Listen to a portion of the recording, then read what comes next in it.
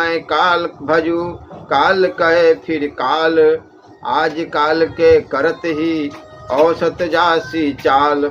काल भजंता आज भजंता अब,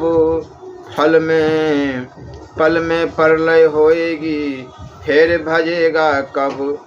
अतएव आलस और प्रमाद का परित्याग करके जिस किस प्रकार से भी हो उठते बैठते सोते और संपूर्ण कर्तव्य कर्मों को करते हुए सदा सर्वदा भजन करने का अभ्यास अवश्य करना चाहिए। माँ बच्चों को भुलाने के लिए उनके सामने नाना प्रकार के खिलौने डाल देती है, कुछ खाने के पदार्थ उनके हाथ में दे देती है। जो बच्चे उन पदार्थों में रमकर माँ के लिए रोना छोड़ देते हैं, माँ भी उन्हें छोड़कर अपना दूसरा काम करने लगती है। परंतु जो बच्चा किसी भी भुलावे में न भूलकर केवल माँ माँ पुकारा करता है, उसे माँ अवश्य ही अपनी गोद में लेने को बाध्य होती है। ऐसे जिद्दी बच्चे के पास घर के सारे आवश्यक कामों को छोड़कर भी माँ को तुरंत आना और उसे अपने हृदय से लगाकर दुलारना पड़ता है, क्योंकि माता इस बात को जानती है कि यह बच्चा मेरे सिवा और किसी विषय से नहीं भूलेगा। इसी प्रकार भगवान भी भक्त की परीक्षा के लिए उसकी इच्छा अनुसार उसे अनेक प्रकार के विषयों का प्रलोभन देकर भुलाना चाहते हैं।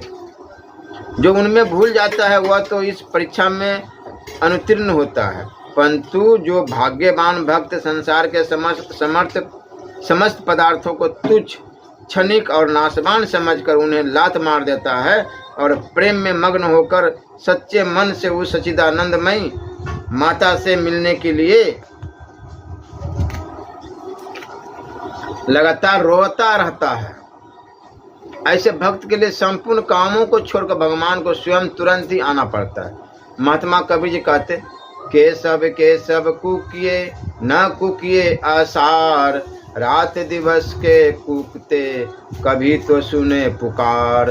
राम नाम रटते रहो जब लग घट में प्राण, कभू तो दीन दयाल के भनक पड़ेगी कान। इसलिए संसार के समस्त विषयों को विष के लड्डू समझते हुए उनसे मन हटाकर श्री परमात्मा के पावन नाम के जप में लग जाना ही परम कर्तव्य है। जो परमात्मा के नाम का जप करता है, दयालु परमात्मा उसे शीघ्र ही भव बंधन से मुक्त कर देते हैं। यदि यह कहा जाए कि ईश्वर न्यायकारी है, भजने वाले के ही पापों का नाश करके उसे परम गति प्रदान करते हैं, तो फिर उन्हें दयालु क्यों कहना चाहिए?